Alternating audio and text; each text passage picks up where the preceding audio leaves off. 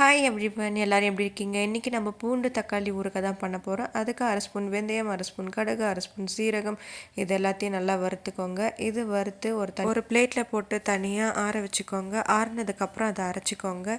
நம்ம ஒரு 2 தக்காளி எடுத்துக்கலாம்.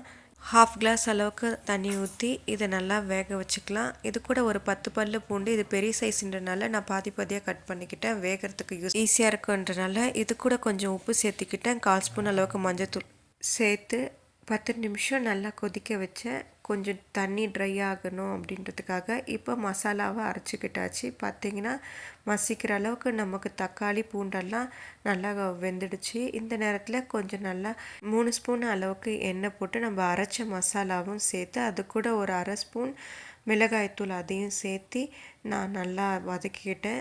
தேவைன்னா இன்னும் கொஞ்சம் நம்ம எண்ணெய் சேர்த்திக்கலாம். பார்த்திங்கன்னா நம்மளோட பூண்டும் தக்காளி நல்லா மசிஞ்சு இருக்குது. இந்த டைமில் நம்ம ஒரு 1/2 லெமன் ஸ்குவீஸ் பண்ணி அதை கூட சேர்த்திக்கலாம். இப்போ பார்த்திங்கன்னா இந்த மாதிரி கன்சிஸ்டன்சி வந்துடும். இது ஒரு 15 டேஸ், அதிகபட்சம் 1 மந்த்துக்கு வரும்.